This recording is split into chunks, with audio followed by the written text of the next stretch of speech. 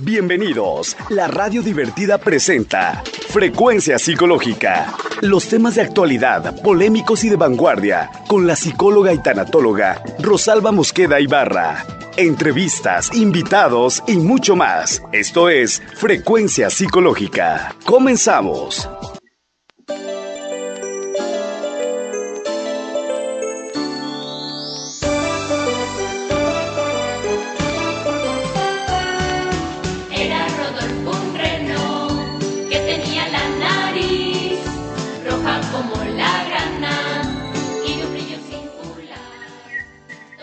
Nos encontramos en una emisión más de Frecuencia Psicológica Radio a través de la www.La Divertida Radio.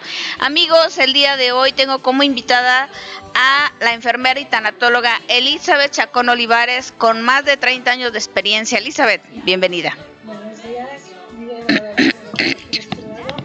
con muchísimos ánimos y agradeciendo a la maestra sobre todo la invitación. Un honor. A ti, Elizabeth. Y también tenemos a la enfermera María Guadalupe Viruel Alcacio, perdón. Ella también trae a la tanatóloga dentro y ella tiene experiencia con más de 20 años. Lupita, bienvenida. Gracias y muy buenos días a todos. Gracias por la invitación y espero resolver alguna de las dudas que se den. Muy bien, el día de hoy tenemos un tema bastante importante porque nos hemos dado cuenta la gran incidencia de enfermedades de este tipo que se han venido suscitando, creo que a nivel mundial, pero a nivel México es todavía una estadística bastante elevada y estamos hablando del duelo en pacientes renales con diálisis peritoneal. Específicamente vamos a hablar del duelo que sufren ellos cuando tienen esta enfermedad, este tratamiento, este proceso que se lo hacen. Y pues vamos a comenzar por entender qué es un paciente renal y por qué termina en estas situaciones. ¿Quién me quiere decir qué es un paciente renal? Cuando hablamos de renal, ¿a qué área se puede uno ir? Tomando en cuenta que no todo el auditorio entiende los conceptos médicos. Bueno, el paciente renal es aquel que es portador de una enfermedad llamada insuficiencia renal crónica y que puede ser agudizada en algún momento.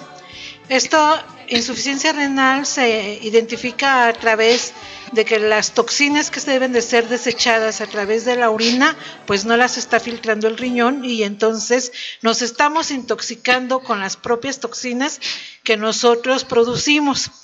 Es ahí cuando empezamos a tener ya muchísimos problemas, hay cambios, hay hipertensión, puede también desarrollarse a consecuencia de diabetes mellitus, y si las toxinas que es la urea y la creatinina están tan elevadas, pues puede llegar a producir hasta una encefalopatía que se llama urémica, consecuencia de estas toxinas elevadas. Muy bien, entonces nos viene quedando claro algo así, auditorio, como que un paciente renal es aquella persona que su riñón no le está funcionando y que por ende nos vamos a dar cuenta a través de signos y señales que el mismo cuerpo va a representar, como viene siendo la presión alta, que es lo que llamamos, o hipertensión. Es cuando estamos hablando de que en sus pruebas de orina van a salir la urea y la creatinina bastante elevadas y esto va a dar indicio, entre muchos otros, a que esta persona, su riñoncito ya no está funcionando. Y generalmente esto lo vemos en personas con diabetes y que entre otros tipos de enfermedades también que pudieran ser, que llevan al mismo cuadro que se desarrolla la insuficiencia renal.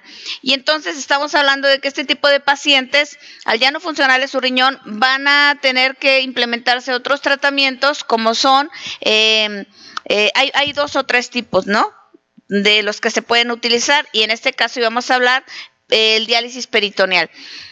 Para nombrar cuáles son los otros tipos de diálisis que se le puede aplicar a la persona para auxiliar al riñón a este tratamiento. Lupita. Bueno, en este caso se utiliza la diálisis peritoneal continua, que es a través de una máquina. Puede ser la diálisis peritoneal, se trabajan cada 10 a 12 días, son sesiones de 20 recambios en cada sesión. También existe la hemodiálisis. Es un procedimiento invasivo que va directamente, es a través de una máquina de hemodiálisis, pero es a través de un catéter. Ahí la sangre se maneja de manera extracorpórea, ¿sí? Pero con ciertos volúmenes, ciertos perfiles que el nefrólogo va a implementar de acuerdo a las necesidades del paciente. Entonces ahí ya tenemos tres alternativas sustitutivas para que funjan como un riñón, ¿sí? Ok, entonces nos queda claro que existen diferentes tipos de diálisis que van a auxiliar al paciente a que no se contamine porque ya no está funcionando su riñón, no hay que filtre, y de esa manera pues ya la contaminación es menos, la retención de líquidos es menos, o lo eliminan o sacan todas esas toxinas de algún modo con máquina o con ese catéter, de algún modo. ¿Quién toma la decisión de que sea un tipo de tratamiento u otro?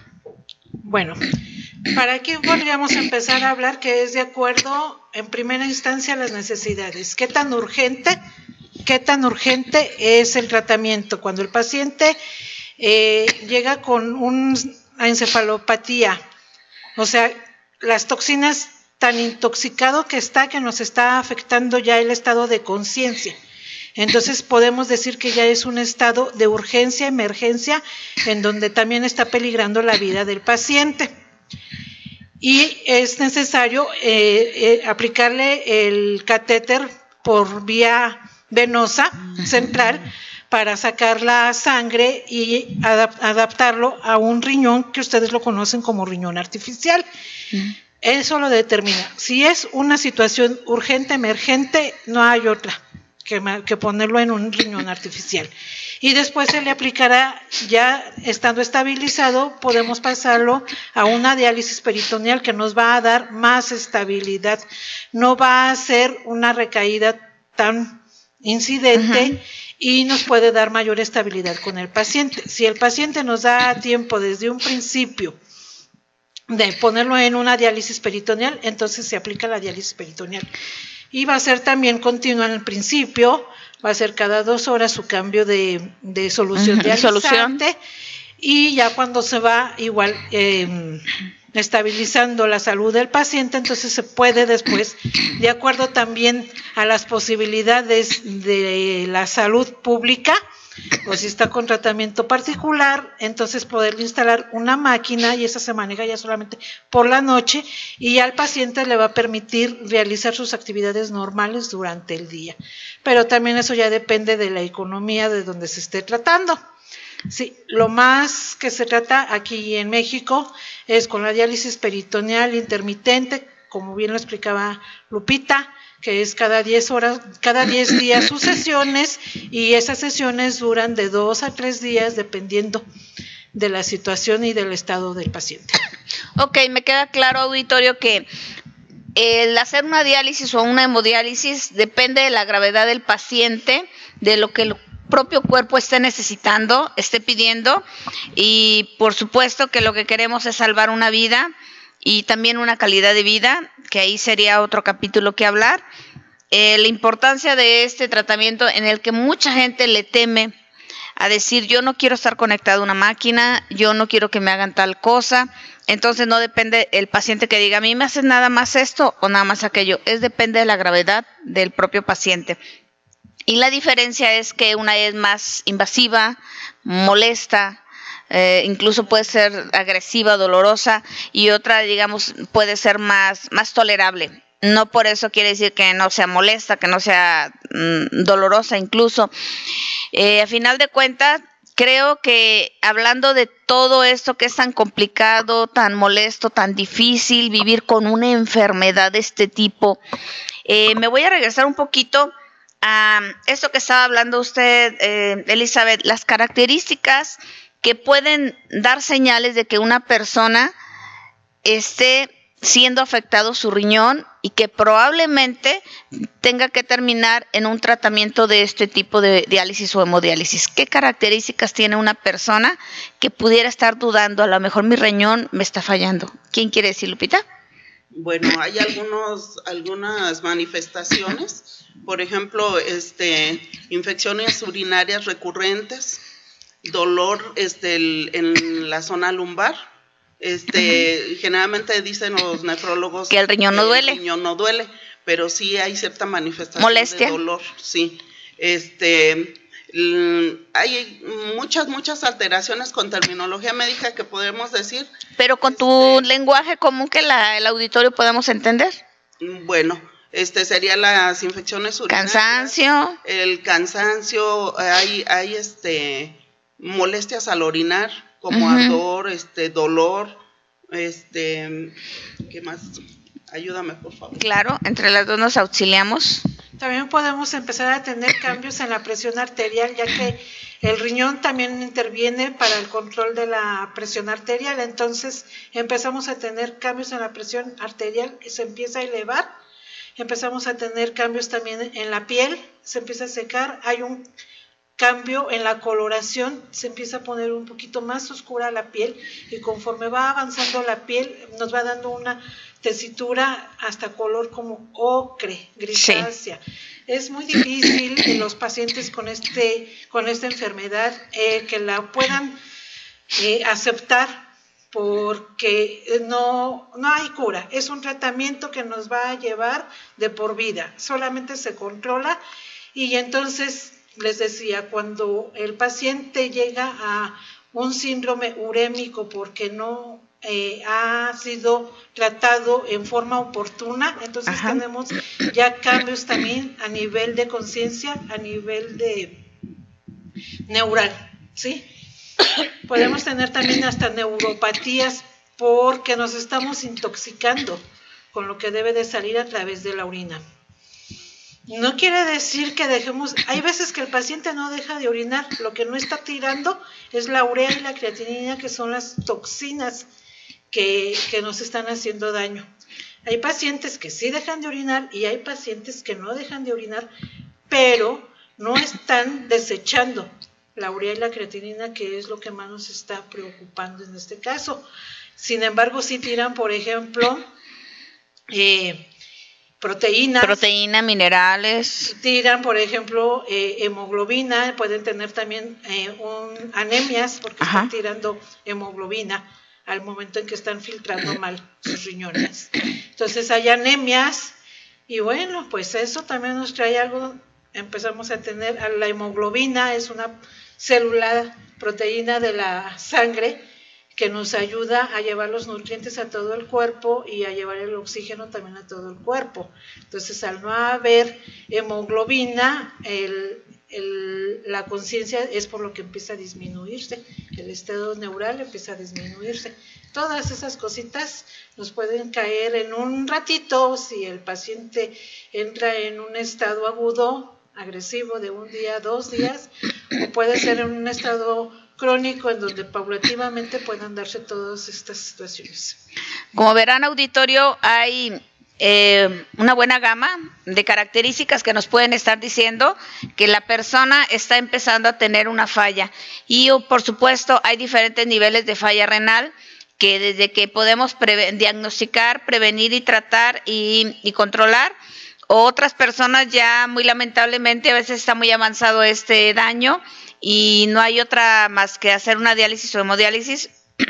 La invitación es tener esos autocuidados de hacernos un tratamiento, primeramente un diagnóstico, unas pruebas generales, no sé, de orina, de sangre, que puedan darse cuenta cuánto está tirando de cada elemento, que pudiera estar señalando, está tirando mucha proteína, está tirando mucha urea, creatinina, le está faltando, o ahí mismo sale si la persona está teniendo ya una anemia. Entonces, aquí hay que encontrar verdaderamente la causa de lo que está ocurriendo, no específicamente nada más saber qué tiene, sino por qué está ocurriendo esto y llegar a poderlo controlar, erradicar, o realmente ya cuando esté el daño.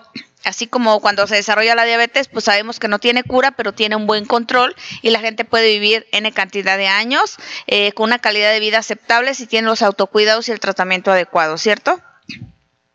Sí, perdón. Sí. Así es. El estado de un paciente después de un diagnóstico, como tal la insuficiencia renal crónica, les afecta en lo físico, emocional, en su vida sexual, en la vida laboral. Es una afección en todos aspectos, pero es muy importante no dejarlos caer. Los cuidados, yo creo que aquí hay una triada. Tiene que ser el paciente, el equipo médico y el familiar. Siempre va a haber un familiar acompañando al paciente por la situación de que al inicio ellos se trasladan, su visión es normal, pero poco a poco se van deteriorando. Se va degradando, ¿sí? Y requiere del apoyo. Así es. Requieren del apoyo de un familiar y del equipo médico en sí. Hay una afección general en la que si no se trabaja en equipo es muy difícil que el paciente salga adelante, porque sobre todo psicológicamente les afecta demasiado. Sí, por supuesto, cuando nos damos cuenta de cualquier tipo de enfermedad, sobre todo cuando es crónica degenerativa, el primer shock que viene a la cabeza pues es no lo puedo creer, ¿verdad? Negarse y hacerse como que aquí no pasa nada. Yo tuve la oportunidad de tener 2 amiguitas que pasó igual, jóvenes, no pasa nada, no es para tanto. Mira que, por ejemplo, una de las causas, no tomes tanta Coca-Cola, sabes que en tu familia hay riesgos porque la genética viene señalando que se enferman del riñón. Bueno, no hizo caso. A temprana edad pues pasa, y con otra pariente de ella misma pasa, y pues sí, una de ellas estaba muy consciente, con tratamiento, cuidándose, y aún así se fue. La otra, no es cierto, aparte tenía la diabetes, no tengo nada, no se tomaba los tratamientos, no se hacía caso, yo tengo que vivir, yo tengo que disfrutar, yo tengo que hacer, la meta es poderosa, yo puedo con todo esto, y pues lamentablemente a mí me tocó verla ya en sus últimos momentos también, cuando ya estaba muy, muy, muy llena de líquidos, muy, muy hinchadísima, ya no podía caminar relativamente ni 3 pasitos, se caía, pasaban cosas, era muy desesperante, muy frustrante, y sobre todo de ver a personas tan activas, proactivas y con ganas de vivir, y que surja esto. Por eso la importancia de un diagnóstico oportuno cuando sabemos que en la familia hay genética, cuando a lo mejor los estilos de vida, cuando a lo mejor otra enfermedad genera otra enfermedad, porque así es, ¿no? Una enfermedad. Hay varias complicaciones. Y en sí, ¿qué viene siendo lo que generalmente detona una insuficiencia renal? Por lo que ustedes saben, por lo que han escuchado o han leído. En sí es la falla renal, la disfunción de los riñones. Eso es lo más importante en una insuficiencia renal. Hay pacientes que tardan en asumir el diagnóstico. Les caiga el 20, vamos. Sí. Sí, les cae muy tardío, como dices tú, tardan. Es un proceso en el que ellos se van deteriorando más rápido, porque tratan de seguir con su vida normal, sí, pero pueden continuar su vida normal, pero entre comillas con ciertos cuidados, porque hay una pérdida, es la pérdida de la salud. Así es, verdaderamente es muy delicado, pero el punto es de acuerdo a las estadísticas o a los estudios o lo que hemos leído, ¿por qué falla el riñón? El porcentaje más elevado de una falla del riñón es consecuencia de la diabetes mellitus, sobre todo cuando no está bien controlada. El hecho de que el azúcar esté circulando en cantidades altas por todo el organismo va a provocar que el riñón empiece a fallar. Es una de las principales consecuencias posteriores a un diagnóstico de diabetes mellitus no controlada o mal controlada. La hipertensión arterial también se los había mencionado hace ratito, momento en que una presión arterial no esté siendo controlada, nos va a hacer que el riñón empiece a trabajar de más, o una insuficiencia cardíaca nos va a hacer que también empiece a fallar el riñón. No es exclusivamente que tengamos que estar enfermos de diabetes o de la presión arterial o del corazón para que estemos enfermos del riñón. Lo acabas de mencionar, igual una mala alimentación, una mala higiene en nuestro cuidado, ya sea deportiva, también nos puede llevar a traer infecciones, consecuencias en el riñón. Y el que empieza a fallar no es exclusivo tampoco en pacientes con edad avanzada. Tenemos muchos niños, la incidencia, exacto, con insuficiencia renal a consecuencia de una mala alimentación. Así es, creo que diste un punto muy importante, auditorio. No es específicamente una persona que tiene problemas de hipertensión, que tiene problemas de la diabetes o otros cuadros. Fíjense lo que acaba de decir la enfermera Elizabeth.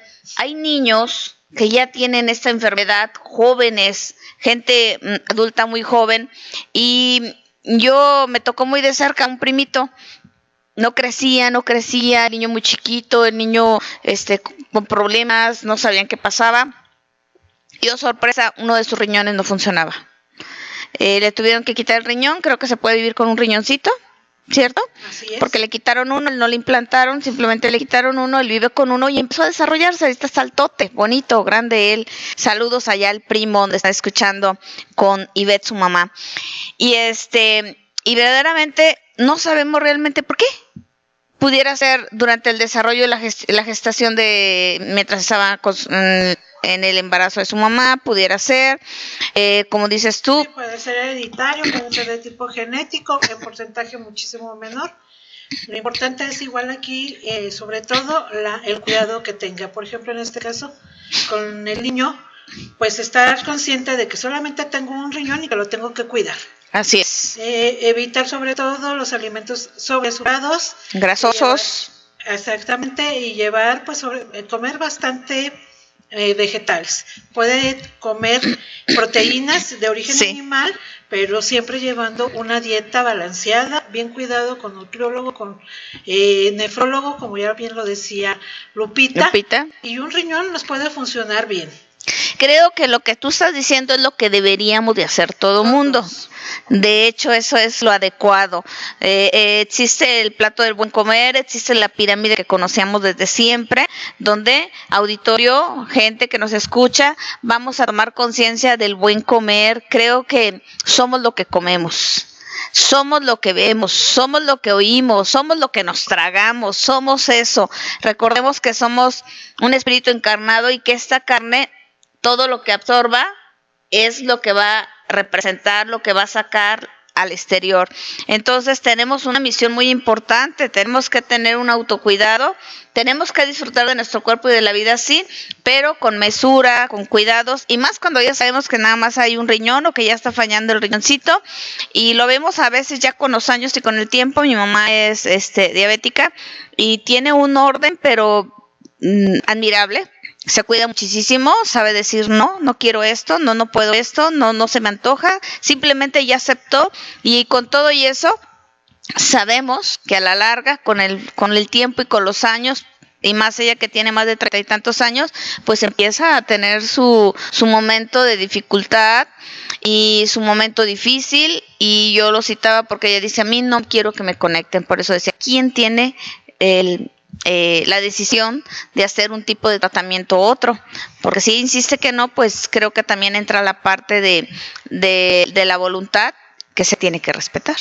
Pues felicitaciones sobre todo a estos pacientes que tienen en su conciencia que a pesar de que tienen una enfermedad crónica degenerativa, que están conscientes de que con cuidado pueden llevar una buena calidad de vida.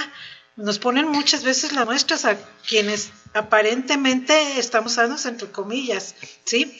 Y que no prestamos a veces mucha atención, a pesar de que estamos sanos, a cuidarnos y tener conciencia de que podemos en algún momento llegar a estar en estas situaciones.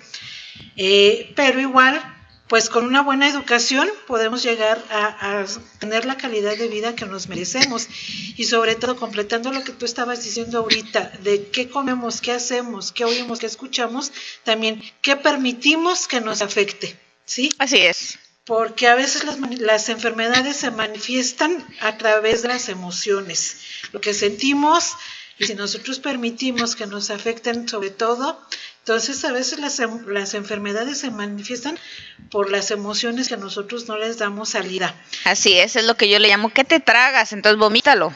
Si no lo quieres, sácalo, elimínalo, vomítalo. Entonces, ¿qué permitimos? ¿Qué tanto nos está haciendo daño que ya nuestro riñón nos está diciendo, espérate tantito porque me estás matando? Así es. Una insuficiencia renal crónica ya es una muerte de un riñón. Sí, así es, en pedacitos, poco a poquito, es lo que digo. Entonces, tarde o que temprano se va degradando y que ya te funciona al 70, al 50, al 40, al 20, y llega un momento en que es inminente que pasen a este tipo de tratamientos ya de diálisis o hemodiálisis, ¿no? Porque ya ahora sí ya no funcionó y no hay, y luego hay un periodo de la vida donde tú puedes ser candidato a donación y que encuentres quien te lo quiera donar y que sea compatible contigo, y que eso es toda otra historia y todo otro boleto.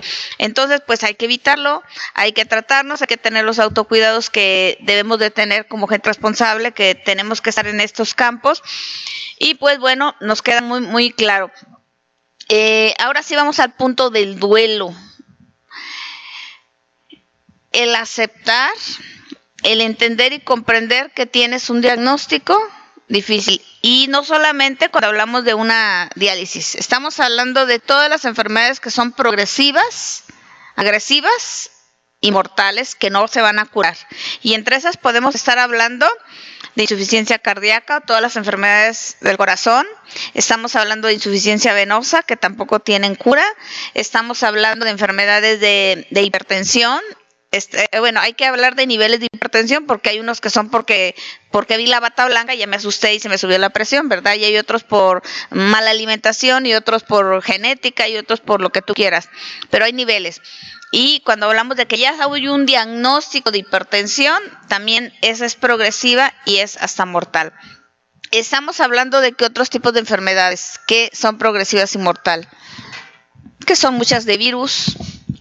Así es, podemos hablar desde el SIDA, podemos hablar desde, por ejemplo, enfermedades de tipo degenerativo, como sería un lupus eritematoso. Ajá. Podemos hablar de enfermedades de insuficiencia cardíaca congestiva, podemos hablar de enfermedades genéticas adquiridas después. Entonces es un sinfín. Aquí, bueno, podemos agarrar y decir que la importancia es como yo veo a mi pacientito que ha tenido la suerte de que le llegara el diagnóstico que tu riñón no está funcionando. ¿Cómo lo siente? Y precisamente en la semana pasada tuve un paciente en donde dice, yo no acepto la diálisis. Uh-huh. ¿Hay otro tratamiento? No hay otro tratamiento. Pues yo no lo acepto. Entonces pasamos por el periodo, como bien lo decía Elizabeth Kubler-Ross, nuestra madre de la tanatología. En donde hay una negación, a mí no me puede pasar esto, o yo no acepto el tratamiento, me aviento la enfermedad hasta donde Dios me la permita, y listo, se acabó. Lo triste aquí en estas situaciones, conforme se va agudizando los síntomas, entonces cuando llegan en la fase aguda, que llegan, ¿sabes qué? Hazme lo que sea. Y quieren aliviarse en 2 minutos cuando ya no es posible salvar ese riñón o tratarlo con la diálisis o la hemodiálisis como debe de ser. Digamos, perdemos tiempo y luego la calidad de vida pues ya no es muy aprovechable ni disfrutable, y entonces llegan, ahora sí, hazme lo que tengas que hacer. Y hay que tomar en cuenta que además el paciente va a pasar por un proceso de hospitalización en donde son separados de su ámbito familiar, de su ámbito de pertenencia, en donde está a disposición del equipo de trabajo. Y bueno, hay que tomar en cuenta cómo también se le dio esa noticia al paciente. Creo que partimos por ahí, ¿no? ¿De qué modo, con qué palabras, con qué tono, con qué emocionalidad y con qué intencionalidad dicen las cosas? Y aquí estamos hablando de una comunicación adecuada, objetiva y muy sensitiva. Porque no podemos perder de vista que estamos hablando con personas, con seres humanos que pueden estar cursando independientemente de esa enfermedad por otros momentos difíciles de su vida, o bien tienen una personalidad histriónica y lo toman exagerado, o una persona que es depresiva, o una persona que es muy objetiva. Independientemente de todo eso, hay que tratar a la persona como te gustaría que te lo dijeran a ti. Creo que todos los seres humanos en el fondo, cuando empiezan a tener signos y señales de alguna enfermedad, saben que algo grave y difícil les está pasando, y que cuando están con estudios, tratamientos y tratamientos, bien sabe que viene un diagnóstico a lo mejor muy serio o difícil, y que cuando te lo dicen, lo más seguro es que ya lo sabía. Perdón, estamos en vivo y ahorita con esto de las temporadas, la tosecita y todo esto, pero perdonen, auditorio, aquí andamos.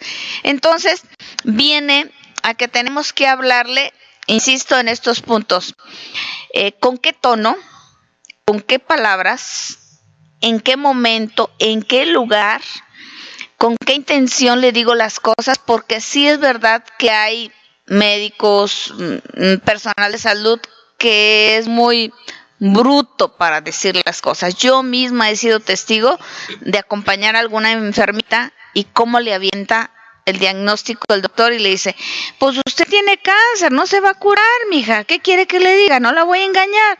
Espérame. Y yo sabiendo que mi pacientita es hipersensible, me toca la contención terrible. Entonces aquí está la importancia de que el personal de salud se sensibilice ante este hecho principal de emitir un diagnóstico, ¿cierto, Lupita? Así es. Yo creo que hay que ser hay que ser realistas en cuanto a la información que le vamos a dar al paciente. Nunca vamos a ocultarle, ni minimizar ni maximizar sí, lo que es. Exactamente. Pero lo importante es ofrecerle u otorgarle una buena actitud.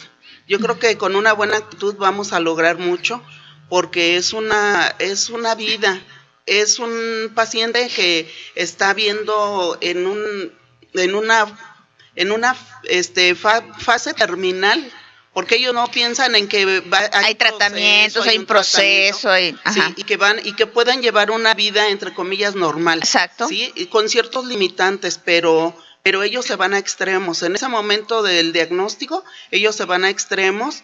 Yo creo que aquí lo importante sería, como dices tú, tratar de decirle de la mejor manera, sin ocultarle nada, lo de las complicaciones. Sí, las complicaciones van a surgir. Uh-huh. Hay un deterioro, es una evolución de la enfermedad, uh-huh, que no se va a poder detener, pero sí la vamos a poder prolongar y que ellos pueden llevar una calidad de vida muy óptima. Así es. Elizabeth, cuando hablamos de emitir un diagnóstico y de tenerle que decir una verdad que en el fondo ya sabía, la importancia como tanatólogos de brindarle la esperanza. ¿Tú qué le dices a un paciente que de repente piensa diagnóstico muerte? Bueno, así es.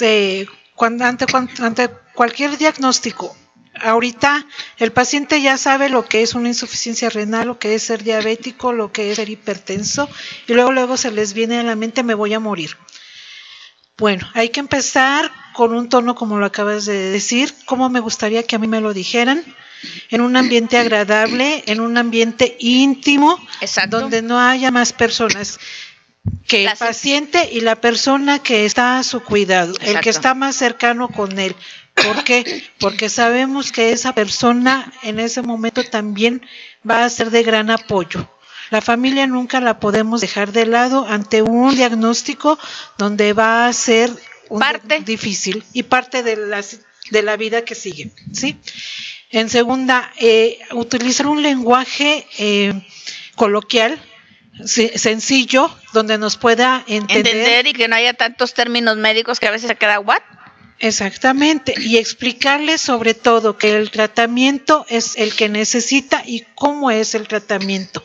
Una diálisis peritoneal es a través de un catéter. Un catéter es un tubito que se implanta a través del abdomen por una pequeña cirugía, y entonces por ahí es donde vamos a estar atravesando el líquido para hacer el lavado del peritoneo y poder extraer las sustancias que, como te mencionaba, son las que nos están haciendo daño. Va a ser el filtrado. Los cuidados de un catéter es como el de cualquier cirugía. Lo importante aquí es que ellos se ven como que me están invadiendo en mi privacidad. ¿Por qué? Porque es mi cuerpo, ¿sí? Hemos tenido también pacientes, no hace mucho, tendrá como un año, que debutó una pacientita joven, casada, con vida sexual activa, y ella dijo, yo no lo quiero porque mi marido me va a ver como un fenómeno. ¿Sí? Entonces, es invertir en ellos en todos los sentidos. Un equipo completo donde se le explique por qué es la necesidad de ponerle el catéter que nos va a ayudar a tener una vida sexual activa sin ningún problema, que lleven su psicoterapia en pareja, que el marido o el familiar que está junto con esa persona los entienda, y que definitivamente la calidad de vida no tiene por qué verse disminuida si el tratamiento es oportuno, a tiempo, y sobre todo que lo enseñemos a cuidarse, y sobre todo que lo enseñemos a quererse con todo y lo que estamos padeciendo, porque el equipo de salud también lo padece con ellos. Así es. Sí, es y difícil. sufre sus propios duelos. Exactamente, pero también lo padecemos con ellos. Mencionaba más hace ratito, hay niños que necesitan el catéter de diálisis peritoneal, hay adolescentes que necesitan un catéter de diálisis peritoneal, y entonces cada una de las etapas la va a tener que vivir como la vive el niño, como la vive el adolescente, como la vive el adulto o como la vive el paciente en edad avanzada. Así ¿sí? es, creo que en ningún momento podemos minimizar el duelo que esté padeciendo el adulto mayor o el niño o la joven, porque para cada edad y para cada momento es importante, es doloroso, es difícil, porque va a cambiar el estilo de vida.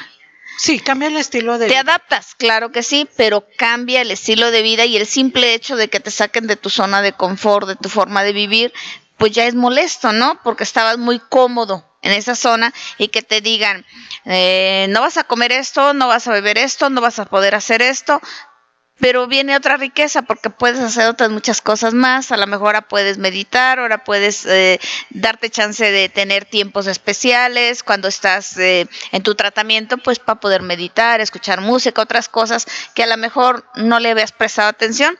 Yo, porque mi hija trabaja en una clínica de hemodiálisis y sé cuántas horas se llegan a pasar el paciente ahí en el sillón, y que aprovechan pues para aventarse una película, para escuchar música, para estar trabajando de otra manera. O sea, se pueden hacer cosas y distraen su mente y no están prestándole atención a lo que les está sucediendo con la máquina, y no se angustian más. Y cuando es en equipo y cuando estás viendo que hay otras personas como tú, cómo se aprende tanto uno como personal de salud, verlos a ellos, como ellos ver la actitud que tomamos con ellos al poderlos acompañar en estos procesos difíciles para todos.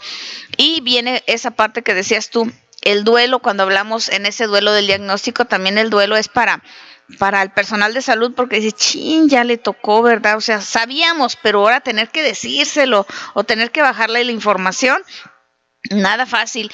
Y ver el proceso, si tiene buen tiempo para acompañarlo, y que cuando se van yendo las personas, que al final de cuentas todos nos vamos de un modo o de otro, pero sabemos que es inminente que esas personas no van a durar más de lo normal que pudieron haber durado, y que se van yendo a veces porque se descuidaron en algo, ¿no? Y se botó de más la presión hacia arriba, hacia abajo, o se complicó con otro cuadro, y que, ay, ¿sabes qué? Ya no la rescatamos, tuvieron que internarla, y ¿qué crees? Supe que murió. A mi hija le pasa pues seguido, y lo sufre. Y dice, mamá, me siento mal, porque no sé si pude haber hecho más, no sé si pude haberle dicho algo, y forman ese ambiente de entre ellos, y pues son una familia, a final de cuentas. A fin de cuentas, el personal de salud, sí nos llegamos, sobre todo cuando conocemos a los pacientes, que en este caso los insuficientes renales son de repetición, son de internamiento frecuente, son de sesiones frecuentes. Cuando son, por ejemplo, en la hemodiálisis, pues sí los llegamos a tener cariño. Pero pues desafortunadamente elegimos una profesión en donde siempre nos toca perder. Nunca vamos a ganar. Entonces ahí igual también la capacidad para entenderlo, porque a fin de cuentas el hecho de que tengamos que perderlo a nadie nos gusta. Estamos culturalmente y educacionalmente preparados para ganar, y todo mundo para rescatar, salvar. Y con pierdes no es posible, menos en mi turno. Exactamente, pero a fin de cuentas, pues el personal de salud escogimos una carrera donde definitivamente en algún momento vamos a perder, pero entonces que esa pérdida sea de la mejor manera. ¿Sí? Si perdemos la salud, si perdemos un miembro, si perdemos en este caso un riñoncito, bueno, pues entonces con lo que sigue, a darle con cariño, con empatía, con el mejor tratamiento posible a ese paciente. Yo veo a Lupita, ella maneja las diálisis peritoneales ahí en el hospital donde nosotros laboramos, y en el momento en que los pacientes están con su tratamiento, con sus cambios de solución, yo la veo a Lupita que, a ver, don Carlos, dígame, ¿y usted cómo está? Dígame, don José Luis, ¿cómo se siente? Los pacientes, al momento en que aceptan que se ha instalado el catéter de diálisis peritoneal, no quiere decir que ya estamos del otro lado y que lo estén aceptando fácilmente el tratamiento. Uh-huh. Empiezan a tener también como una recaída, empiezan como a evadirse, no nos contestan, están como enojados. Así como es. Si hubiéramos están algunos en esa fase. Como si les hubiéramos puesto el catéter a fuerza. Como que es cosa nuestra. Exactamente, pues aquí estoy, hagan de mí lo que quieran. Entonces, pues Lupita, yo quiero que me platiques un poquito de eso. De esa experiencia que tú vives, de constante con el paciente directo que ya está diagnosticado, que ya pasó todos ciertos procesos y que ya está viviendo el tratamiento. Sí, claro. Nosotros como personal de salud debemos de involucrarnos en todas las etapas de duelo del paciente. Uh-huh. Ellos la viven una tras otra o se quedan estancados en una de las etapas, y nosotros tenemos que aprender a individualizar a nuestros pacientes. No generalizarlos. Así es, ni por número tampoco. No, por supuesto que no. Dirigirnos a ellos por su nombre, con respeto, ser tolerantes ante las reacciones y acciones que ellos puedan tener. Humanamente sí, porque es un estado físico, mental, alterado. Entonces, si quienes estamos bien, hay veces que actuamos para no tolerar negativamente, uh-huh. Entonces es tolerable y comprensible de parte de estos pacientes. Hay muchos que están en la etapa del enojo. Hay quienes se deprimen demasiado, quienes no quieren ser una carga para su familia, les preocupa la situación económica, porque el entorno familiar se ve alterado, porque también ellos están pensando en que los demás los visualizan como un enfermo, y no es así. Son personas normales, ¿sí? Como nosotros, pueden llevar una vida a lo mejor con mayor calidad de la que sí. Nosotros llevamos. Trabajan, así es, ellos lo que tienen que hacer. Estudian, pueden llevar cualquier actividad normal, igual que nosotros, como mencionábamos, con ciertas limitantes, sí. Pero pueden realizarlo. Entonces, involucrar cada situación hay que individualizar, sobre todo. Entonces, en la etapa de duelo de nuestros pacientes hay que ser respetuosos, sobre todo a la familia, y que vayan aprendiendo una información sana y una información exacta. Va a ayudarle mucho al paciente y a los familiares para que no la desinformación es negativa y es tóxica para ellos. Creo que esa es la clave, ¿no? Partir de una adecuada información para que no se genere una psicosis, no se genere una alarma. Hay gente que se tira ya, entonces ya me voy a morir, la misma familia lo empieza a empobrecer, a decir, ay, ¿qué será de ti, de nosotros, de aquello? Y no, para nada, esto puede ser muchísimos años. Me tocó la lamentable situación de una amiguita que estaba cuidando a otra amiguita muy, muy enferma, que cada rato la hacíamos que ya casi le dábamos el adiós, y pues lamentablemente primero fue la cuidadora que la enfermita. Sí. Y entonces ese es otro capítulo aparte que las voy a invitar más adelante a hablar del burnout o del quemado que es el cuidador, cuando no tiene los autocuidados adecuados y cuando no sabe decir basta, auxilio o qué hago, pasa que se enferma. Es que se concentran en el cuidado hacia el paciente. Y se olvidan de sí. Se olvidan de sí mismos. Y creo que eso no debe de ser. Es un llamado de atención a todas estas personas que están al frente de un enfermo. Y hay enfermos de todos los tipos, porque ayer me decía una mamá que tiene una niñita especial, y no específicamente una enfermedad como tal tan mortal, sino un diagnóstico de un síndrome, y luego pues tú sabes que hay que dedicarle tiempo y vida y espacio, y deja de vivir su vida y ya está como, ya estoy mal. No, la niña va a estar el tiempo de su vida que Dios quiera, y que puede ser muchísimos años, incluso más que tú, pero ella no se va a curar porque nació así va a estar, y tú tienes que aprender a vivir con esto. Y no dejar de vivir tu vida, porque entonces, si un día se llegara a ir, ¿qué va a ser de tu vida? Porque tú no tienes vida propia, estás viviendo a través de, y no, para nada, este tipo de diagnósticos como el Down, como otros tipos parecidos a pues sabemos que no se van a curar y que tenemos que aprender. Y pues seguimos hablando de esto de los duelos. Entonces tenemos la fase del show de la negación, de esto no me puede estar sucediendo. Viene la fase, como decías Elizabeth, que algunas veces ya se empieza a ver que están molestos, enojados, como si otros tuvieran la culpa. Y viene también una fase de un pacto, un regateo, Dios mío, y si hago, y si me someto, y si hago, y si tú me curas, y si tú me... Cierto, ¿no? Así es, bueno, igual, en todas estas fases es la importancia del acompañamiento de nosotros como personal de salud o como cuidador de este tipo de pacientes, en donde ellos, conforme vayan pasando las etapas del duelo, se den cuenta de que en realidad la vida es posible, la vida sigue, y poderse reintegrar a su vida familiar, a su vida laboral, a su vida de estudiante, cualquiera que sea su rol que esté llevando. La importancia de nosotros como personal, el saber acompañar, el que vaya viviendo su proceso y de que no se nos vaya estacando. ¿Por qué? Para que no se nos regrese, y en vez de que saquemos una insuficiencia renal a flote, se nos regrese, y en vez de que tenga un tratamiento sencillo, lo tengamos que estar invadiendo de más procedimientos y más. Uh-huh. Entonces ya podríamos estar hablando también de un encarnecimiento en los tratamientos. Ay, y no sí. es el fin. No es el fin maltratarlo, ni hacerle un tratamiento invasivo que lo lastime más. Por eso hay que ir haciendo todo a su tiempo y su momento, ¿no?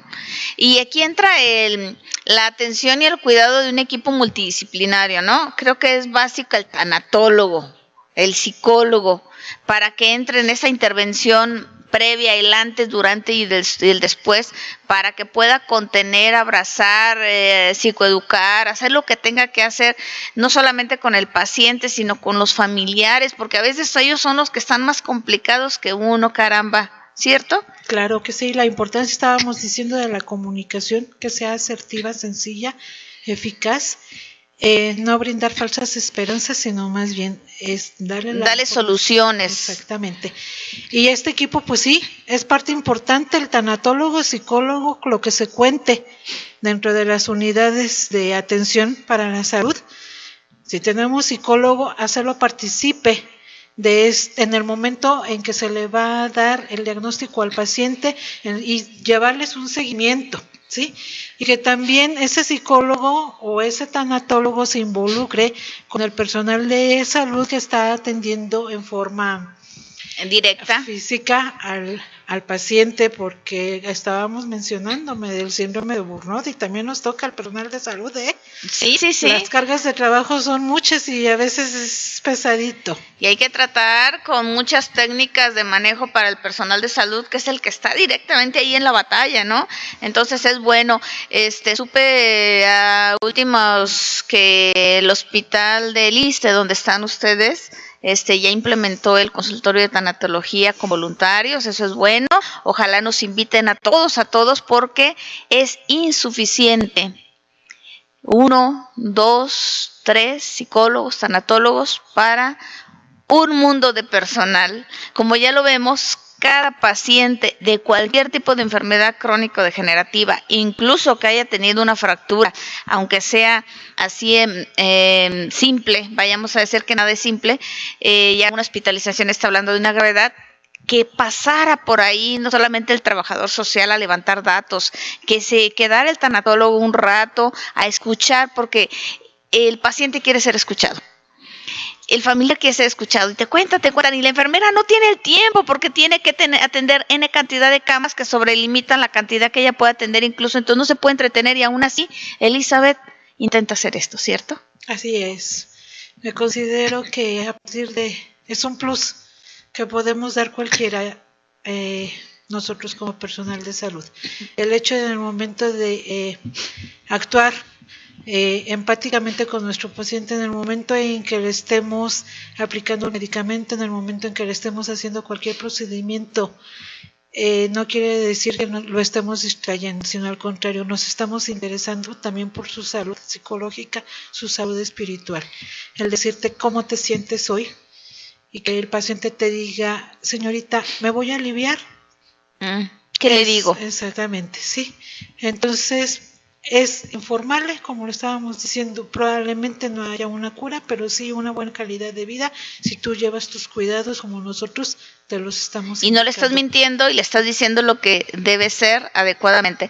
Híjole, ahorita que volteo a ver el reloj, ya nos brincamos de tiempo, pero estos temas, como dijimos al inicio, son para dar cantidad. Cuando estamos hablando de duelo en pacientes renales con diálisis peritoneal, estamos hablando entonces del shock, la negación, del enojo, de la depresión, y cuando caen en ese punto, híjole, es bien difícil, ¿no? Porque y luego ya se niegan a ciertas cosas. Y no quiero, y no voy, y qué caso tiene, y de todas me voy a morir, y va a pasar muchas cosas, y sacarlos de ese cuadro depresivo hasta que lleguen a la aceptación, no al ya qué, a la aceptación, en una aceptación responsable, consciente, donde voy a cooperar, como dijiste tú, la importancia de que el paciente, el equipo médico y el familiar se involucren, se comprometan a apoyarse para llevar una vida pues más llevadera, ¿cierto? Vaya la redundancia del tema, pero de la palabra, pero así es, digamos, vamos a vivir una vida más llevadera, si no es tan placentera. Al final de cuentas, todos estamos llamados a hermanarnos, a vivir una vida solidaria, y de esta manera podemos encontrarle el sentido a la vida y el chiste. Así es. A fin de cuentas es el objetivo tanto del personal de salud como del tanatólogo, encontrarle el sentido a la vida ante una situación difícil, ¿sí? No tiene por qué ser caótica, sino todo lo contrario. Con lo que tengo puedo llevar mi vida como yo quiero. Mis limitaciones son yo. Exactamente, creo que están dentro de mí, y pues eso es lo que hay que trabajar y derrumbar. Lupita, ¿qué te gustaría dejarle el mensaje al auditorio el día de hoy con esta experiencia que tú tienes, con este corazonzote que Dios te dio para estar trabajando sin que tú decaigas y que llegues con una actitud positiva al tratamiento de estas personas, que pues no hay otra, hay que hacerlo? Yo creo que Sí. yo les diría que el autocuidado es el más importante, tanto como paciente ya diagnosticado o como familiar o personal de salud. Nosotros también estamos expuestos a todas las enfermedades. Cualquiera. Entonces debemos de autoanalizar la vida que estamos llevando. Hay que autocuidarnos y para poder cuidar a los demás. ¿Sí? Los cuidados paliativos en nuestros pacientes es muy importante, porque les enseña a caer, así que a aterrizar en cuanto a su diagnóstico, pero sobre todo para que aprendamos a que en el momento que va a llegar el fin, lo tomemos de buena manera. Sí, ¿verdad? Ya viviendo todo un proceso, todo un entender, y llegar a esa parte que decía Elizabeth, espiritual, de decir, regreso a mi esencia. Al final de cuentas, nadie nos vamos a quedar en este mundo. Así es. Todo es un proceso, un ciclo que inició y que termina cuando tenga que terminar, a veces muy tempranamente, a veces a mediana edad y a veces a una larga vida, y pues ahora sí que solo Dios. Así es. Dicen que no se puede detener la extensión de la enfermedad, pero sí podemos buscar mucha ayuda. Hay muchas cosas que hacer. no debemos de cegarnos ni de limitarnos. Siempre hay algo que nos va a ayudar mucho para buscar una mejor calidad. Así es, hay tratamientos alternativos que pueden brindar confort, más acompañamiento y pues adelante, ¿verdad? Muchísimas gracias, Lupita, por haber estado en este programa y que no sea la última vez. Elizabeth. Esperemos. Así es, ¿qué le dejas al auditorio? Pues yo les dejo, antes que nada, mi agradecimiento. Muchísimas gracias por la invitación, maestra. Muchísimas gracias al auditorio por habernos escuchado. Hay mucho que hacer. Hay mucho tabús que romper, hay muchas cosas por entender, pero a fin de cuentas pues vamos a hacerlo por medio de la educación, por medio de una comunicación y bueno, pues aquí estamos, maestra, comunicándonos. Exacto, es el objetivo de este programa, brindar a las personas un rayito de luz y de esperanza y que conozcan que estos tipos de enfermedades pues a cualquiera nos puede tocar y que hay que estar atentas a nuestro cuerpo, a nuestras señales y a nuestro compromiso de cuidarnos y que encontrar siempre la manera de acompañarnos porque siempre hay un porqué y un para qué. Y cuando encontramos estas respuestas, le encontramos más chiste al chiste de vivir la vida y no hay más que esto. Elizabeth, encantada de que estés aquí, ya sabes que es un honor y es un gusto tenerte como compañera de micrófonos y de la vida también, porque aparte es mi amiguita. Gracias, maestra, un honor ser parte de su vida. Exacto, eres parte de mi vida.